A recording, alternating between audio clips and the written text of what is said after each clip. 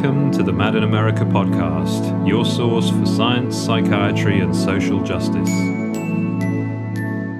David Edward Walker is the author of Coyote Swing, a memoir and critique of mental hygiene in Native America, which was published in February by Washington State University Press.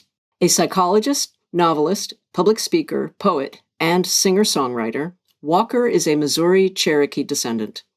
For more than 3 decades, he's worked as a professor, psychotherapist, and consultant based in Washington State, including 4 years as a psychologist for the U.S. Indian Health Service, IHS, and afterward more than 20 years consulting for the Confederated Tribes and Bands of the Yakama Nation.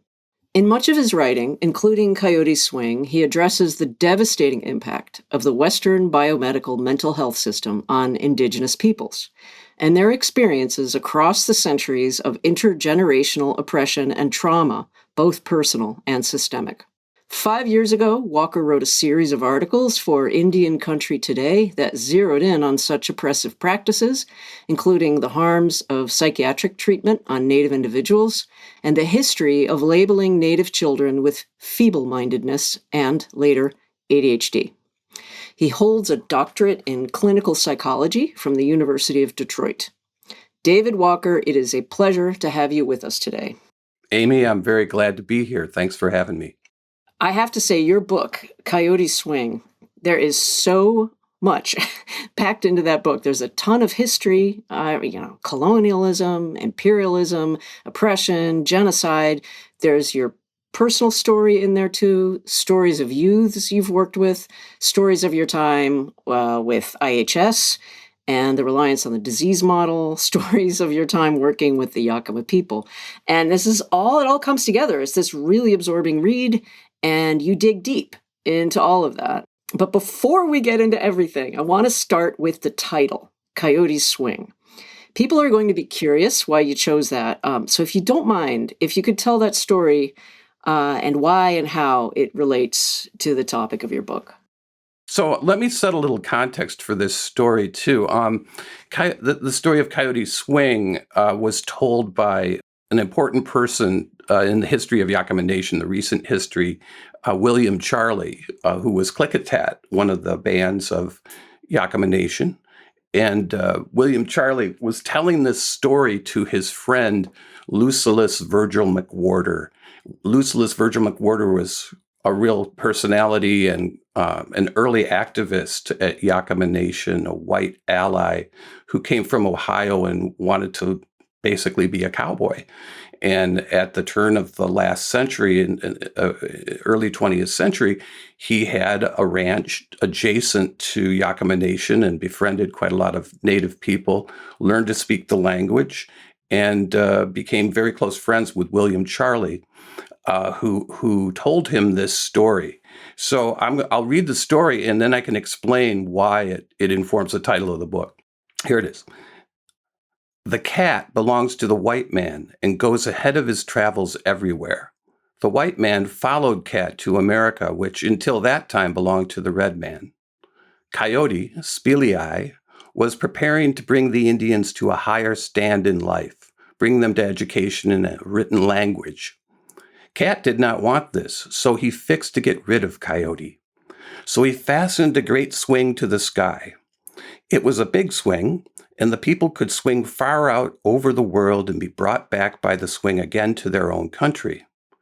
Coyote came along and wanted to swing. Cat let him get in the swing and began swinging him. He shoved the swing farther and still farther out until finally Coyote saw the ocean. He liked this. He asked to be swung over the water, which was done. Then he asked to be sent still farther, that he might see what was on the other side of the ocean. Then Coyote shoved him harder, and Coyote saw the land on the other side. He wanted to see still more, and Cat swung him far out over the land beyond the ocean. The swing came back empty, and Coyote was never again heard from. He is supposed to have grown dizzy and fallen from the swing. It is believed that he landed in Germany, for those people are the wisest of all nations, more inventive, more learned than any other country. Coyote is supposed to have continued his work over there, for he had no way of returning to the land of the Indians. Thank you for reading that. Sure. And so when I came across that story in a collection of stories pulled together by a folklorist named Donald Hines, it was coming from the Luceless Virgil McWhorter archives, which I think are at University of Washington. And I came across that story, and I thought it so captured my sentiments about forced assimilation and voluntary assimilation and the dangers therein. This is basically what I feel William Charlie is speaking to his white friend as he tells this story, letting him know that this is kind of a warning feature. That voluntary assimilation of new ways and new cultural ideas can quickly lead to being trapped, and for a Yakama person, loss of connection to the sacred land of the Yakama would be just a horrible thing. Okay, and so that's kind of the message there, that you lose your ways. And Coyote, of course, is the hero trickster of the Yakama people. So we see Coyote kind of get himself ensnared in this, and then he can't come back. So that entrapment, in many ways, that's what you're talking about in the book, kind of the loss of agency, the redefinition by colonists of what it means to be a native people, and also the entrapment in the mental health system, entrapment in so many different contexts. Is that what you're talking about? Yes, I'm talking about that, and I'm also, what I'm trying to do is I'm trying to use this history, which is not a well-known history. It was not well known to me, and I really dived into the research, trying to figure out what was the history of the the Euro mental health movement in Indian country. What's the history of that? Where did that come from? I really wanted to understand that as a person who was working with Native people, and in doing that, in pursuing that, I discovered that it was very relevant to contemporary times, to now, to right this moment. Okay. And I wanted to understand. I coined the term, it's all kind of through the book, various places, because psychologists are fond of creating terms, generational carry, and I wanted to come up with some way of encapsulating how does these kinds of sentiments and beliefs and ideologies come down through generations and become almost so routinized that they're practically unconscious, particularly in the minds of mental health providers, so-called. Yeah, I was struck by that term, generational carry, and this idea that history and its literal and figurative assaults on Native culture and traditions and people, both broadly and individually, genocide and everything, that history is still present in the lives of Native people, and in ways that I think a lot of people don't consider. They hear about the data and they take it for granted and they don't connect the dots, like the high suicide rates, alarming suicide rates especially among young Native people. And, tribally enrolled Native people, as you point out, have the shortest life expectancy and the highest mortality rate. And they're facing poverty and powerlessness. And I realize it's just so much going on. But I love the way you kind of said, well, generational carry. It's not that the past is past. The past is present in so many ways. Right. And this is one of the things that I had to kind of do for myself in writing the book is kind of rethinking, what do we mean by history if we break it down to his story or her story or their story. Okay. The Yakama people, the Native people in general, because it's not just Yakama people on Yakama Reservation, but the Native people in general that I've known frequently are very exceptional historians, and often know many stories passed down to them through their elders about what has happened to them and what continues to happen and what is happening. Okay, so that I needed to be educated. I needed to be taught. And my own experience, particularly at Yakama, was one of, as I say in the book, kind of what an academic might call sort of a a re-socialization experience, although I've never been particularly well socialized. And, so I was quite open to it and wanted to know. I really felt, for example, from the very start that the psychology of Yakama people is located in their spiritual traditions. There is no post-enlightenment split between the mind and the spirit. And so that's where it's located. And so I had a duty as a person coming from outside trying to serve that, to try to understand, what does that mean? Let alone the idea that I'm coming as an English speaker and encountering people who have been literally robbed of their language in many respects. So their language still continues, and they're still fluent speakers on the reservation, but that language actually contains different ideas and different concepts in different ways than I was raised to think or feel.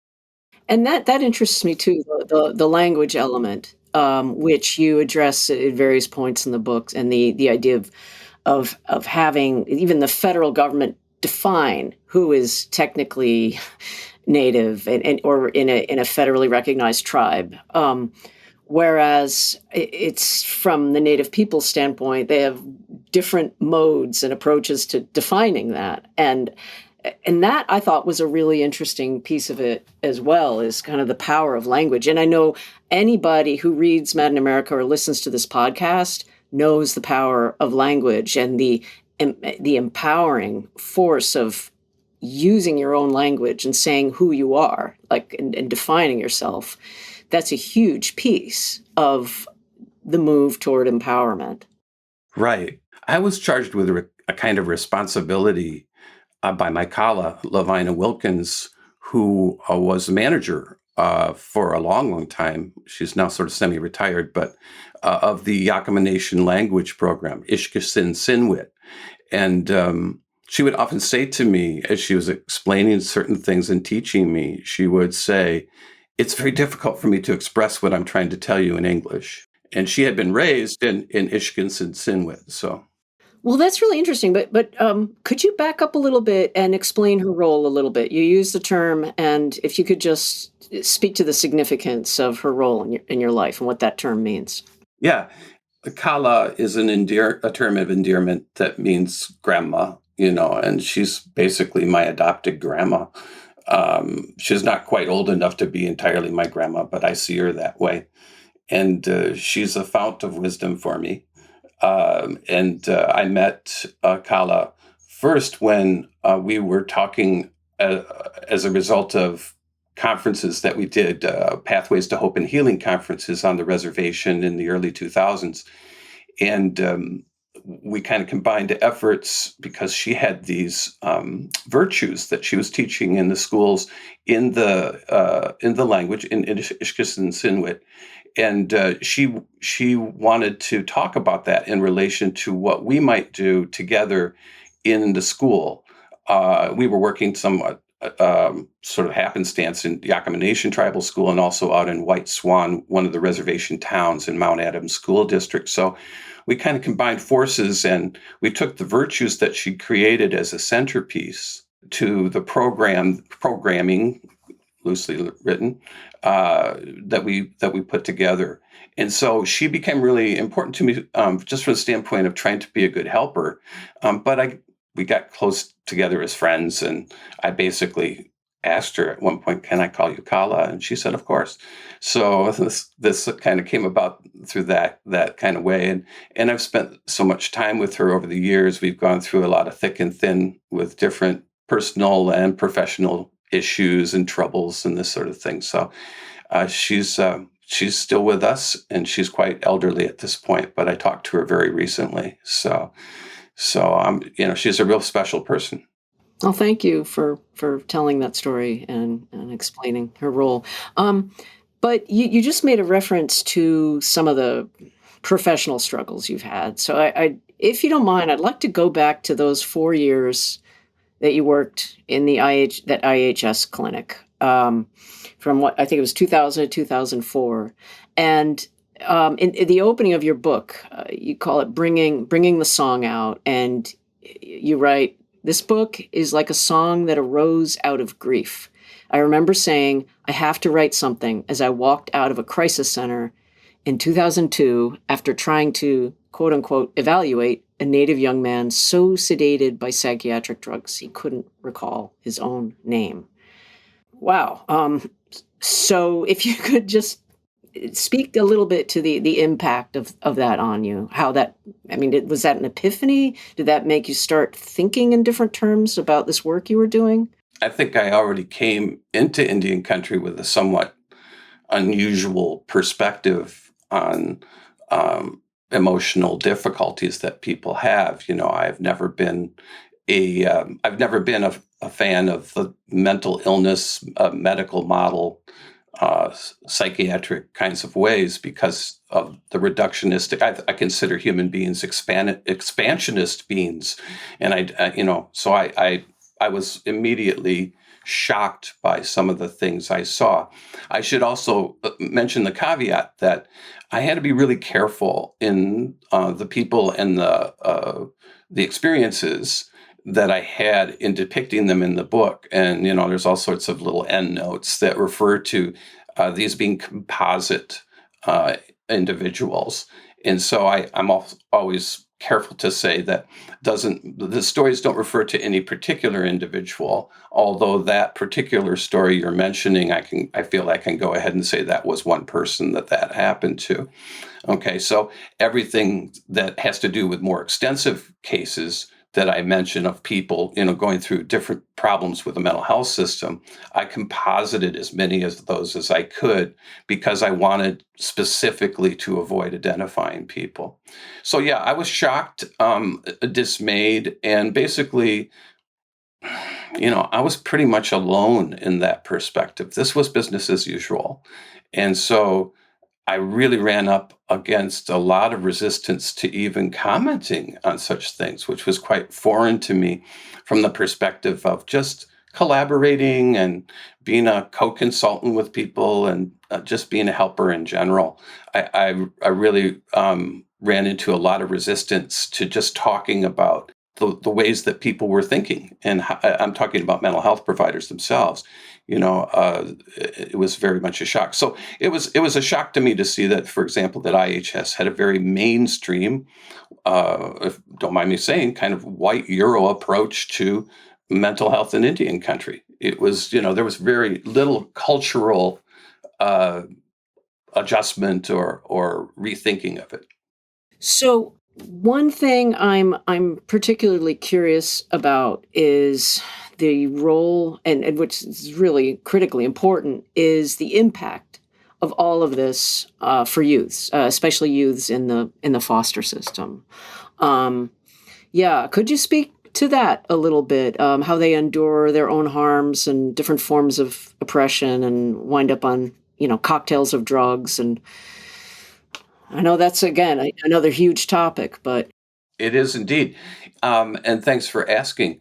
I had a lot of contact with Native foster youth while I worked at IHS and afterwards when I was working for Niktawak, which means good growth to maturity. And that is the culture-centered program that Levina Makala and numerous other community members helped to support the creation of, which was very short-lived, but it was a grand experiment. And so we got to know a lot of displaced youth, and Native youth are nationally in the United States are about twice, a little bit more than twice, as likely to end up in the foster care system. In Washington State, they're somewhat over 4 times more likely to end up in the foster care system. And this does have to do with poverty, and it has to do with family violence. I see family violence very generationally tied to circumstances having to do with institutionalization in American Indian boarding schools and sort of the descendant upheaval in family relationships that emerged from that period. And so you end up with a circumstance where you can kind of see the cross-pollination of these larger oppressive phenomena in creating the English language category of the native foster child, the native foster youth. Okay. And I got to know these kids. And I would often see these kids in various difficult situations, crisis situations. So I would see them in tribal jail. I would see them in juvenile detention, or they would be brought in by their foster parents. And, I would meet with them. And their lives were filled with all sorts of complexities. Things having to do with obviously having been through traumatic violence in their past, physical, sexual violence, many, many losses of important people in their lives, deaths by violence, deaths by car wrecks from substance abuse issues and these sorts of things. And I, for some reason, having been a former dysfunctional youth, had a pretty decent time being able to connect with them, mostly by using the word shit. If I used the word shit in a sentence, it was almost always a bridge builder to, wow, this white guy has a potty mouth, and I can relate to him. Okay, so this was one of my strategies in trying to make a relationship there. Well, I'm laughing, but that makes total sense to me, because in a conversation with youths who have been through so much, you're using a word that's not a label. I mean, you're using a word that's a real word, that's authentic. They know what it means, and it also acknowledges what they're going through. Instead of saying, let's go do an intake assessment, I'd be saying, tell me a little bit about the shit you've been through. And see, any human being could answer that question and not feel like they're being judged. It's like, it's like the conversation, so many of these conversations around the medical model versus other approaches boils down to, what's wrong with you versus what happened to you. Or as you say, what shit have you been through? Right. So this was a way of getting kids talking, and Kala and I also, and also another good, wonderful person, a Blackfoot woman named Verna. Verna was also a big helper, and she was a counselor in both the school systems I consulted in, and we created the Pathways Circles together, where we basically took a non-direct approach. There were some outside boundaries and parameters to kind of structure it somewhat, but we kind of let the kids kind of decide what to talk about. And yes, they were quite tentative at first, and sometimes kids kind of acted up and this sort of thing. We just worked with that. And because Verna and Kala both treated that as a sacred space, as a spiritual space, which had often a blessing at the beginning of each circle, it set the tone where kids would open up with one another. And that helped quite a number of foster youth to make connections with their peers in ways that they did not really have solid family connections, obviously, given what they'd been through. So that was really particularly helpful to foster kids. I was going to ask you about that, about the circles that you participated in with these youth, and I'm really interested, just generally, in the power of community when it comes to healing, and it's something that I think the Western model too often overlooks, or at least downplays. So in your book, you describe participating in those circles. What is that healing about this in a way that the medicalized approach isn't? Is it the nature of community? Is the nature of kind of the inclusiveness and allowing youths to tell their own story or to be more active in this case, in a circle, but it's not treatment, but it's healing, right? I think that it's useful, Amy, to kind of take the topography of it all and kind of move out a little bit and say, I'm coming from, but having been raised in a Euro-American culture. I have Native heritage in my family, but I'm a white guy, all intents and purposes. And I'm proud of that heritage. I do declare it, because I don't want to forget my grandmothers like my past generations did. Okay. But also, I'm a white guy coming into these this community, okay? And so I am immediately in a cultural encounter that's going to highlight my own culture, okay? Which as a white person is not immediately apparent to me. That's the problem of ethnocentrism writ large, okay? And what I discovered was a kind of sadness, really, at the intensity of individualism and its effects on human beings. Okay, we live in what is one of the most really the most individualist society in the world, and where we might speak to community, I don't think it's really as familiar to a Euro-American person to encounter the degree of community that I encountered in Indian country and the strength of that, and of course, I have Native friends who would say, well, there's a downside to that. Everybody knows your business and all this kind of stuff. But, the truth of it is that that's a huge strength and a huge asset. And it was problematic for me as I went in because I felt bereft. Okay. I felt like, wow, this is amazing, until I was brought into Circle. Okay. So as I came to be included and invited and brought into the Circle, I realized, wow, this is really a life-changing experience, whether it was going to Sweat Lodge or being, involved in ceremonies of particular sorts or simply gathering in a circle. I realized how fundamental a circle is to human experience. It's the great equalizer. There is no person speaking to you, giving you a PowerPoint presentation up at the front of the room.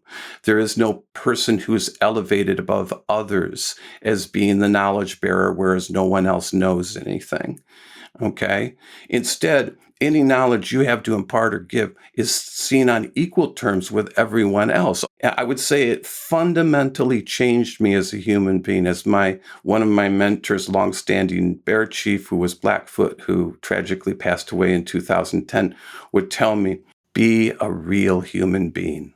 That's what the Circle provides for you. That's profound. I mean, your description of it in the book is really powerful, and your description of it right now. And what strikes me too is you're right. The Western model, not just of medicine but of thinking, our whole mindset is so linear and hierarchical. And what you're describing is the inclusiveness of the Circle. And when you're in, I mean, I think about this a lot. Like when you think about other people, humanity, like if we were in a circle and we weren't stepping away from each other, we would see one another as human beings. We wouldn't demonize one another. And that's actually the gist of the book, is people should be seen as human beings. And you're being inclusive, which is the nature of the Circle. Yeah. And so we get on circles. I love to talk about circles, and I could go on and on about it. But I tell you what, this whole other facet of it is we're also captured by the culture that we come into. Okay. And it's better to be in a circumstance where your culture is brought forward in front of you and to be able to see it and to see the culture of mental health itself. I wrote the book out of a felt sense of moral duty to try to expose that culture in bold relief in relation to Native culture, to kind of highlight how different it is, and where did it come from. Yeah. Well, you talk about that in the book, saying that basically the psychiatric establishment, the system is complicit. Psychology, the Western approach to psychology is complicit in all of that. At what point did that hit you? Did you get that sense in your work? Well, I think probably the most important single source that kind of nailed me and hit me over the head was Pamina Yellowbird. She wrote a paper called Wild Indians about the blessing of the cemetery for the Hiawatha Asylum for Insane Indians, which is located in the middle of a golf course in Canton, South Dakota. So Pamina's paper really alerted me. I was going through a lot in getting in trouble at the Indian Health Service for my views at that particular moment. I read that paper and it sort of blew things apart for me, because when I'd not heard of Hiawatha Asylum for Insane Indians. And when I read about it, I was like, okay, now I see a professional ancestry here.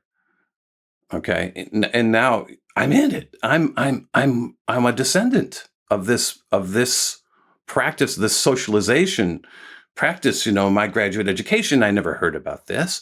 No one ever alerted me to this, beginning to work with Indian people. And so it kind of blew my mind to see that paper. Yeah, your description of the Hiawatha Asylum in the book is gut-wrenching. Just the inhumanity. And you also talk about the boarding schools and the inherent bigotry and dehumanization and the labeling of kids and the assumptions within the educational system that Native kids are quote unquote feeble-minded. And today they're being diagnosed with ADHD. And that's all sort of part of this huge oppressive system full of assumptions about the Native peoples.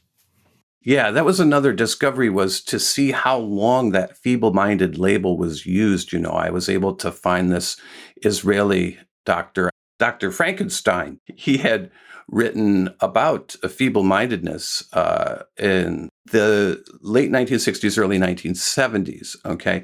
And his descriptors for feeble-mindedness were virtually the same as the descriptors for ADHD. Wow. And I've been around in this work for such a long time that I actually saw attention deficit disorder come out, and then attention deficit hyperactivity disorder come out, and they came out of, minimal brain damage and MBD and all these other abbreviations.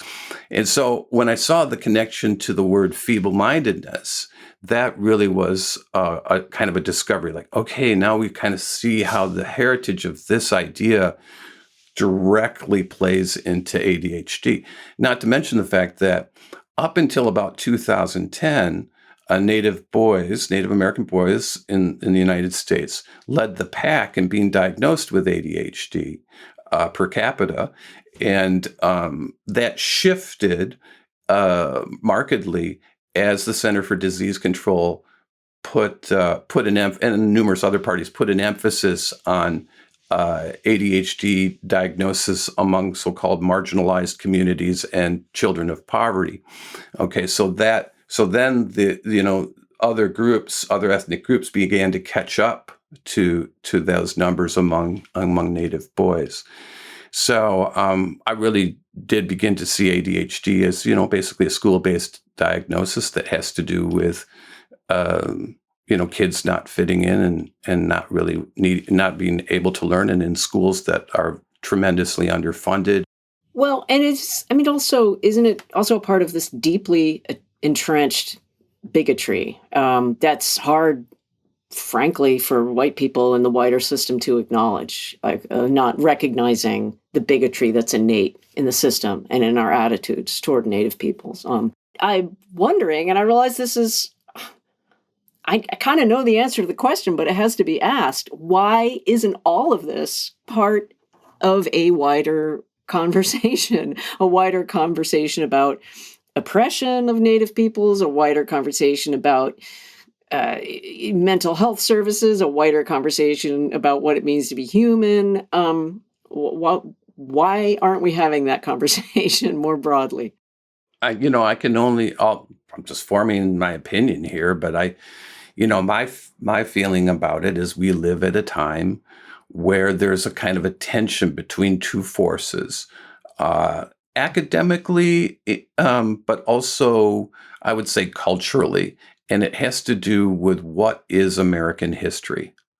Okay, and is American history the unearthing of the real history, which contains certainly pluses, but also significant minuses, okay, of a country founded on slavery, of a country, founded through the oppression and forced removal of people from the land that was theirs, okay?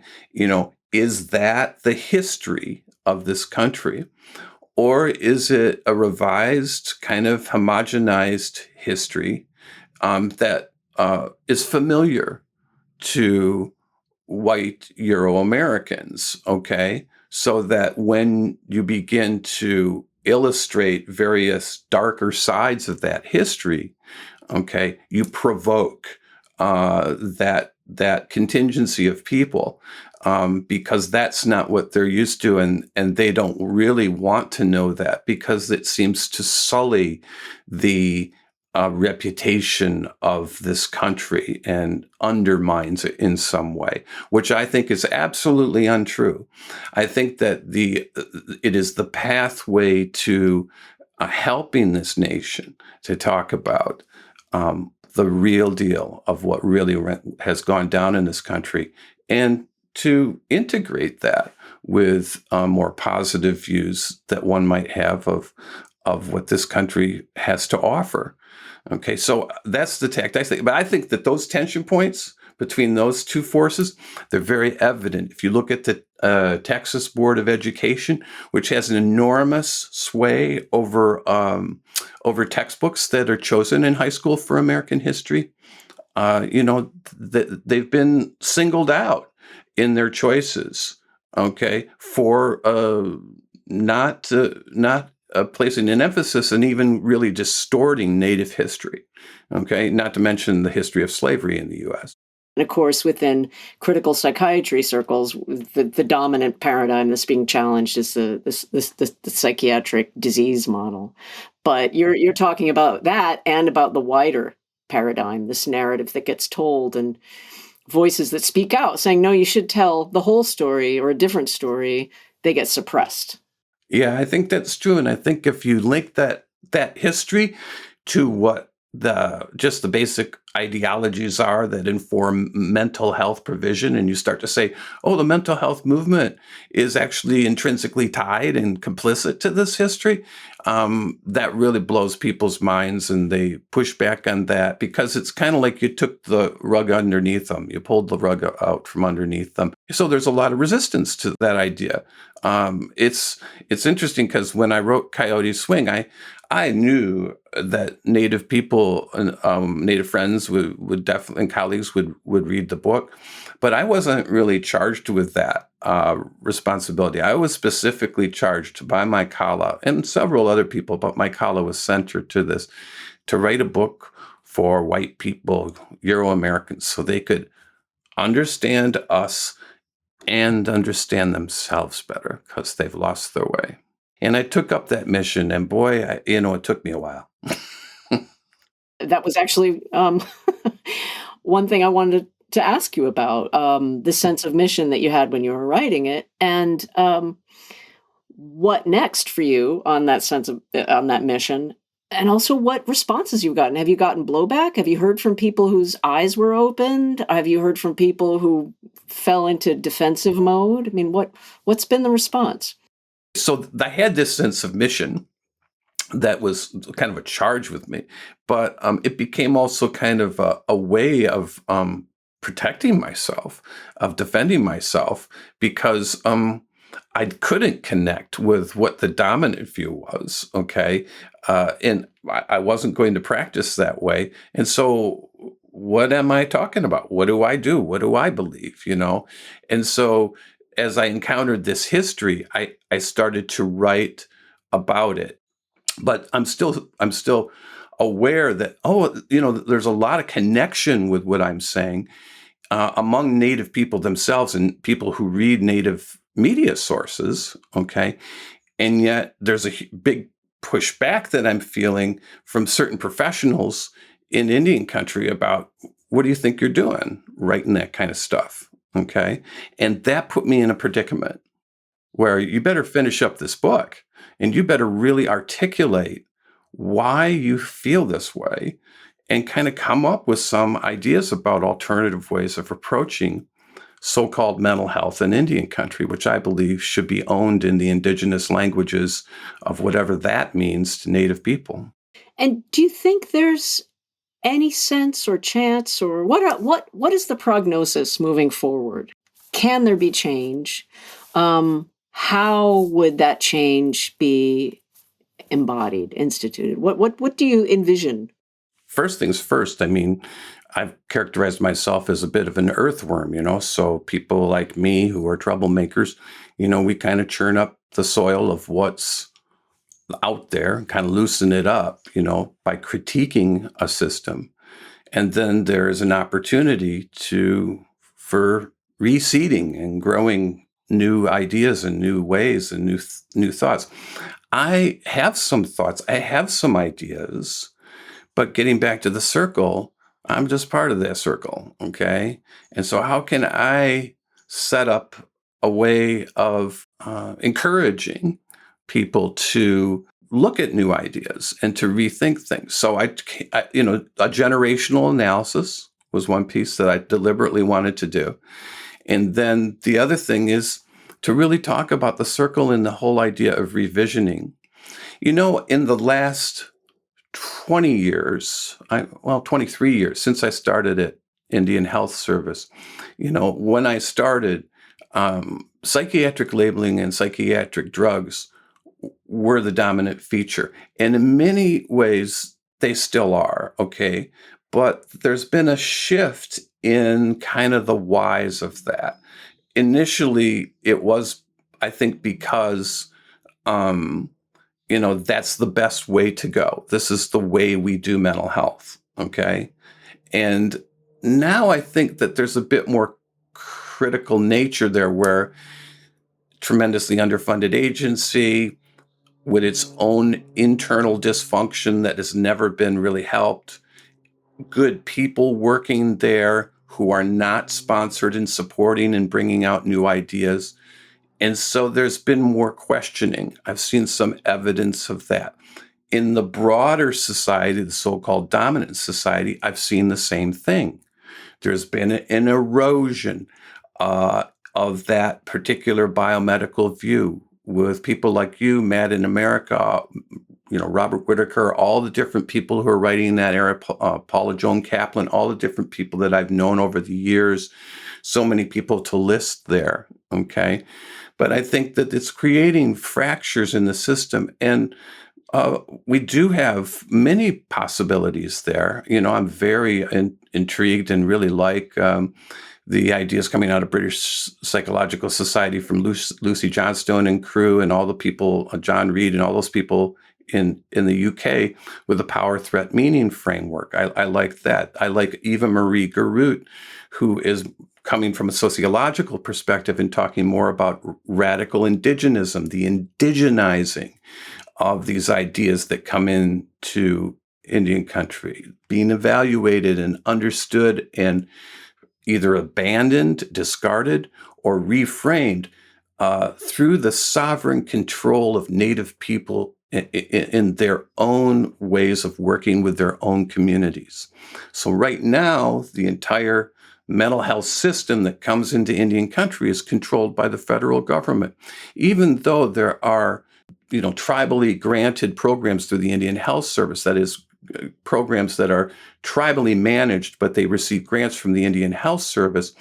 Those grants stipulate that they must follow the central manual of the Indian Health Service for Behavioral Health, which is strongly biomedical, biopsychiatric in its perspective. So I want to see and hope for Native people controlling their own programming and whatever they want to do with those dollars and whatever they want to do with that kind of funding. And that's not currently there, but I see a general erosion possible there with all that's been going on around these controversies with the biopsychiatric model. Thank you so much. This has been an extraordinary conversation.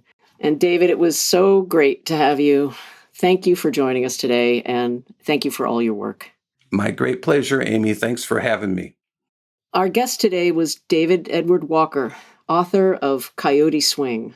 For more information about him, you can visit davidedwardwalker.com or check out his music on davidedwardwalker.bandcamp.com. Thank you for listening to the Mad in America podcast. Visit madinamerica.com for more news, views, and updates.